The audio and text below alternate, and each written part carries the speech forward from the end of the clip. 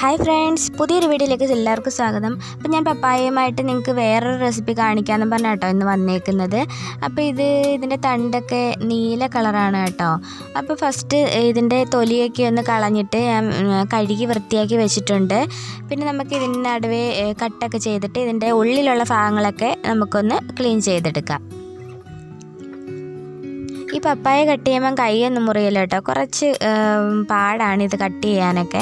പിന്നെ ഞാൻ എടുത്തിരിക്കുന്നത് ഒന്ന് പഴുക്കാൻ തുടങ്ങിയ പപ്പായയാണ്. ഒരിക്കലും പഴുത്തു പോയ പപ്പായ നിങ്ങൾ ആരും എടുക്കുകയോ ചെയ്യരുത്. പിന്നെ പച്ച പപ്പായ ആയിരിക്കും ഇതിലും കുറച്ചുകൂടെ നല്ലത്, പച്ച പപ്പായ തന്നെ ആയിരിക്കും. ഇത് പഴുക്കാൻ തുടങ്ങിയിട്ടേ ഉള്ളൂ, അതുകൊണ്ടാണ് ഞാനിത് എടുത്തത്. പിന്നെ ഇതിൻ്റെ അകത്തെ കുരുവൊക്കെ നന്നായിട്ടൊന്ന് കളഞ്ഞെടുക്കുകയാണ്. ഇനി നമുക്ക് ഇതൊന്ന് ഗ്രേറ്റ് ചെയ്തെടുക്കാം.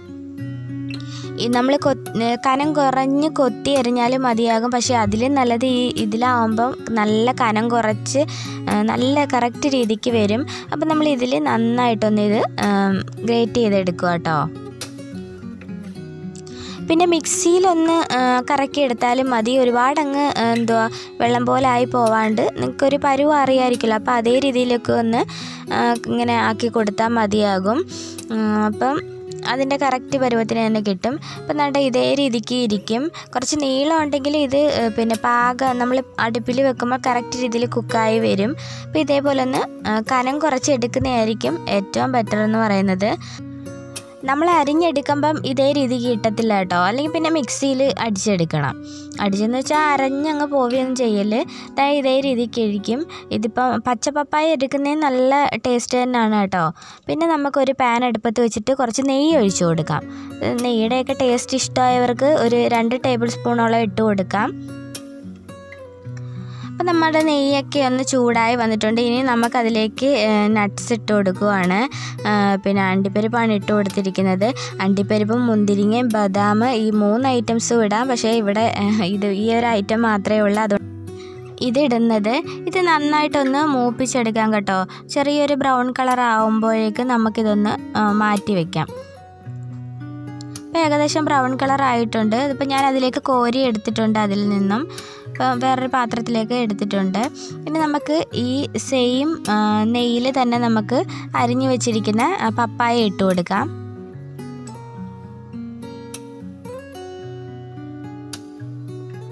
നമ്മുടെ ക്യാരറ്റ് ഹൽവ ഉണ്ടാക്കുമല്ലോ, അതേപോലെയൊക്കെയാണ്. അപ്പം നല്ല ടേസ്റ്റ് തന്നെയാണ്, നമ്മുടെ ക്യാരറ്റ് ഹൽവയേക്കാളും ടേസ്റ്റാണ്. അപ്പോൾ നിങ്ങളെല്ലാവരും തീർച്ചയായിട്ടും ഒന്ന് ട്രൈ ചെയ്ത് നോക്കണം. ഇത് നമുക്ക് നെയ്യിലിട്ട് നന്നായിട്ടൊന്ന് വേവിച്ചെടുക്കണം. വെള്ളമൊന്നും ചേർക്കാൻ പാടില്ല. വെള്ളം ചേർക്കേണ്ടവർക്ക് കുറച്ച് ചേർക്കാം, പക്ഷെ ഞാൻ വെള്ളമൊന്നും ഉപയോഗിക്കുന്നില്ല. അപ്പം നന്നായിട്ടൊന്ന് വഴറ്റിയെടുക്കാൻ പോവുകയാണ്.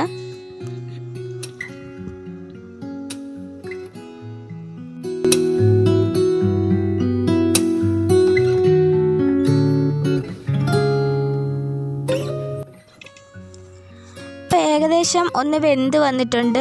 ഇനി നമുക്കിതിലേക്ക് പഞ്ചസാര ഇട്ട് കൊടുക്കാം കേട്ടോ, മധുരത്തിന് ആവശ്യമായിട്ടുള്ള പഞ്ചസാര. ഞാൻ ഈ ഒരു സ്പൂണിന് 2 സ്പൂൺ പഞ്ചസാരയാണ് ഇടുന്നത്. അപ്പോൾ നിങ്ങൾക്ക് മധുരം ഒരുപാട് ചേർക്കേണ്ടവർക്ക് ചേർത്ത് കൊടുക്കാം. നമ്മുടെ അളവും കുറവാണ് കേട്ടോ, പപ്പായയുടെ അളവും കുറവാണ്, അതുകൊണ്ട് ഒരുപാടൊന്നും ഉപയോഗിക്കേണ്ട ആവശ്യമൊന്നുമില്ല. അപ്പോൾ നമുക്ക് ഇതുകൂടെ ചേർത്തിട്ട് നന്നായിട്ടൊന്ന് മിക്സ് ചെയ്ത് നമുക്കൊന്ന് ഇളക്കി എടുക്കാം.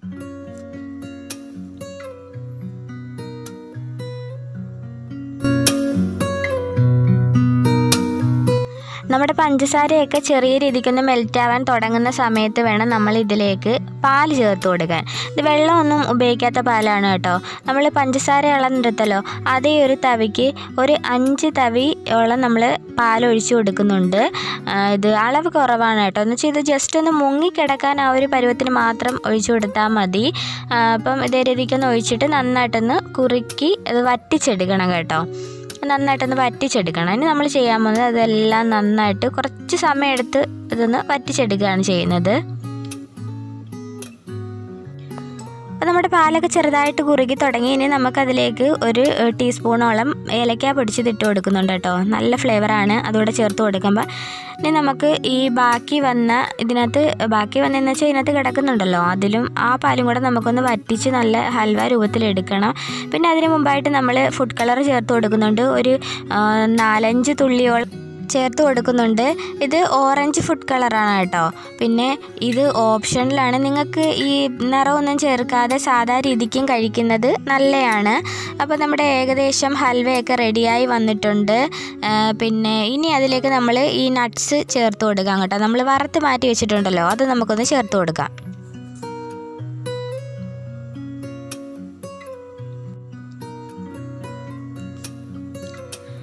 അപ്പോൾ അതും കൂടെ ചേർത്ത് കൊടുത്തിട്ടുണ്ട്. ഇനി ഇതുകൂടെ ചേർത്തിട്ട് നന്നായിട്ടൊന്ന് മിക്സ് ചെയ്തെടുക്കണം. നമ്മുടെ സാധാ ഹൽവ ഉണ്ടാക്കുന്ന പോലൊക്കെ തന്നെ ഈ പാനിൽ ഇപ്പോൾ ഒരു വെള്ളമയം പോലെ അങ്ങനെയൊക്കെ ഉണ്ടല്ലോ, അപ്പോൾ അതൊക്കെ ഒന്ന് മാറിയിട്ടുണ്ട്.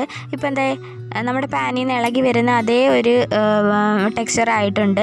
അപ്പോൾ ഇതേ രീതിയാണ് കറക്റ്റ്. അപ്പോൾ നിങ്ങൾക്ക് എല്ലാവർക്കും എൻ്റെ പപ്പായ ഹൽവ ഇഷ്ടമാവുകയാണെങ്കിൽ പ്ലീസ് എൻ്റെ ചാനൽ ഒന്ന് സബ്സ്ക്രൈബ് ചെയ്തേക്കണേ.